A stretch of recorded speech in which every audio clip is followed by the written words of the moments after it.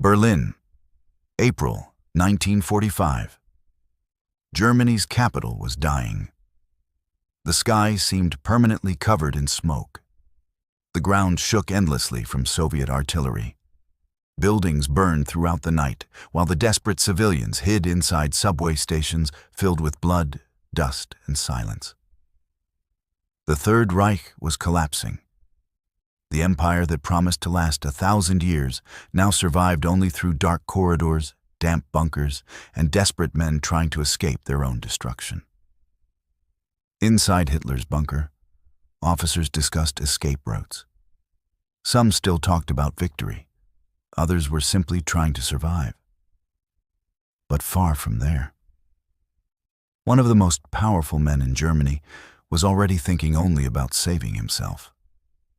His name was Heinrich Himmler, the man who had overseen the SS for years, the man who helped turn concentration camps into factories of death, the man millions learned to fear without ever seeing in person. In those final moments of the war, Himmler already understood something many Nazis still refused to accept. It was over, and for the first time in many years, the architect of terror was afraid. When people imagine historical monsters, they usually picture violent, aggressive, intimidating men. But Heinrich Himmler looked nothing like that. He was thin, awkward. He wore round glasses. He spoke softly. He looked more like a bureaucrat than one of the most powerful men in the Reich. Some German officers even said Himmler looked more like a tired schoolteacher than a feared Nazi leader. But perhaps that was exactly what made him so terrifying, because horror rarely announces itself. Heinrich Himmler was born in Munich in the year 1900. His father was a teacher. His family was disciplined and deeply conservative. From a young age, Himmler showed an obsession with organization, nationalism, and racial purity. He wrote everything down, created strict routines, and became fascinated with extremist racial theories long before the Nazis came to power. When Germany lost World War I, Himmler took it personally. Like millions of Germans at the time, he believed the country had been humiliated. The streets were filled with unemployment. Inflation destroyed entire families. People traded furniture for food. Wounded veterans begged in the streets. And in the middle of that chaos, radical groups emerged promising to restore Germany's pride.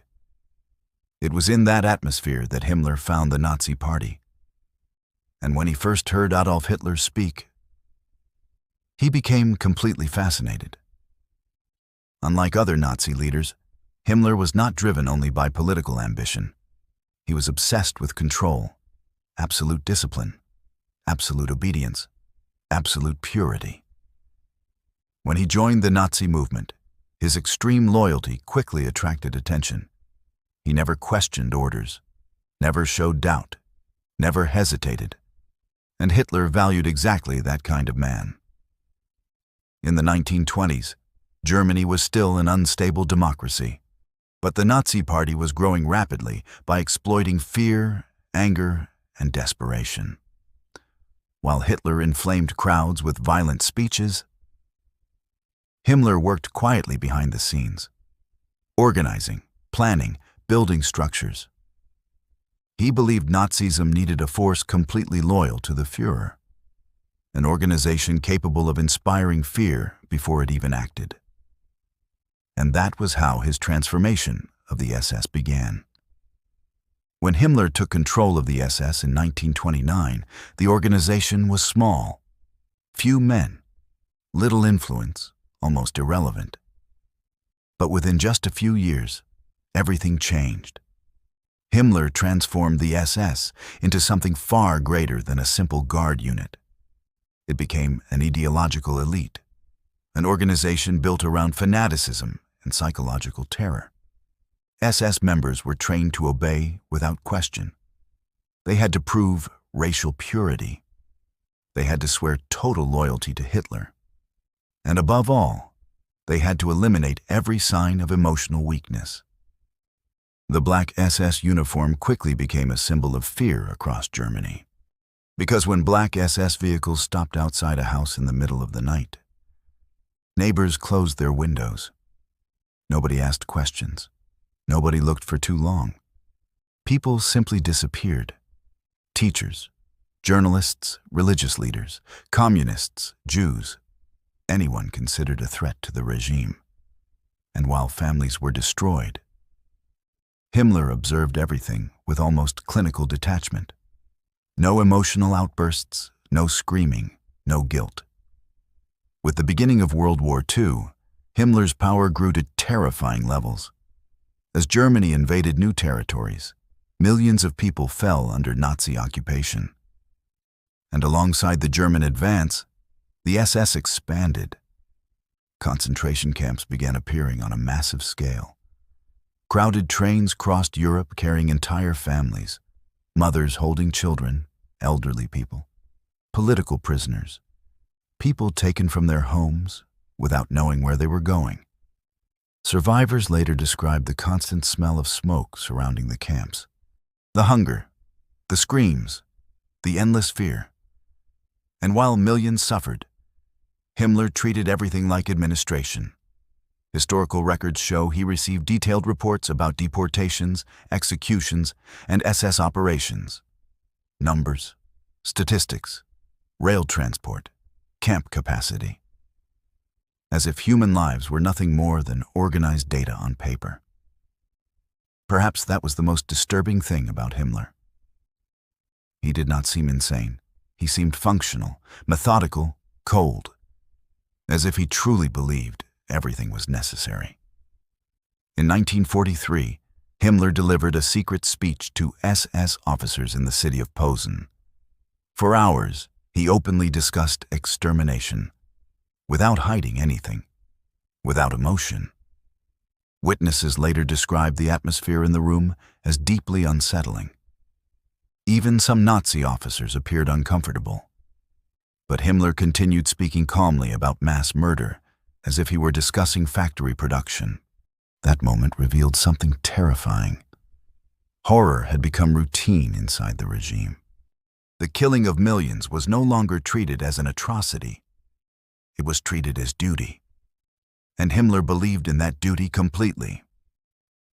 By 1944, the war was slipping completely out of German control. Soviet forces pushed through the east, destroying entire cities. Allied bombers struck Germany day and night.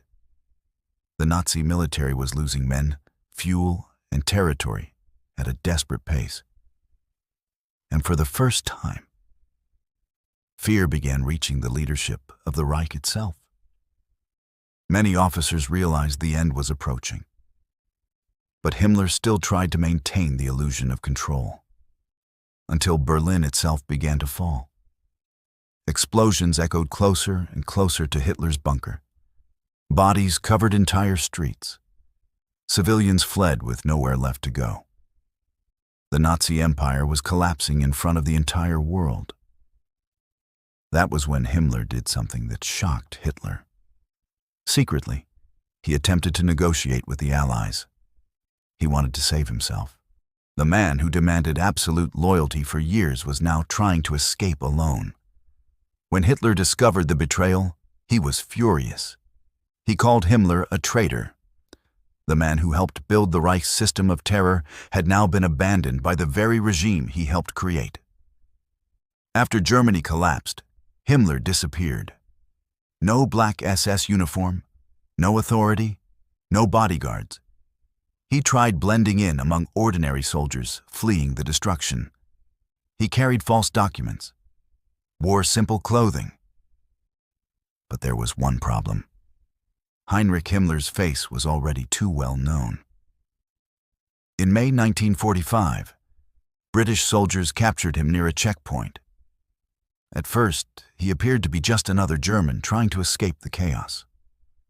But during interrogation, he revealed his true identity. The shock was immediate. The British had captured one of the most powerful men in the Third Reich. The Allies already knew many Nazi leaders carried hidden cyanide capsules to avoid trial. So Himmler was taken for a thorough medical inspection. But during the examination, he suddenly bit into a hidden cyanide capsule concealed inside his mouth. The poison worked almost instantly. Witnesses said he collapsed violently onto the floor. Foam poured from his mouth.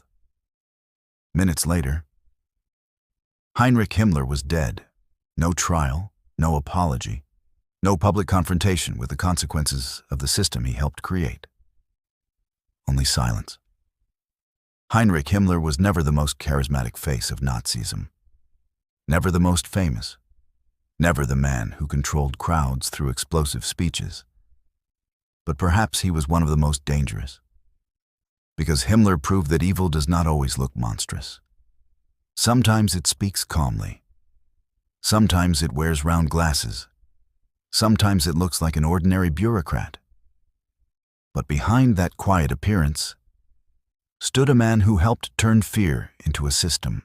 And even decades after the fall of the Third Reich, the name Heinrich Himmler remains tied to one of the darkest chapters in human history.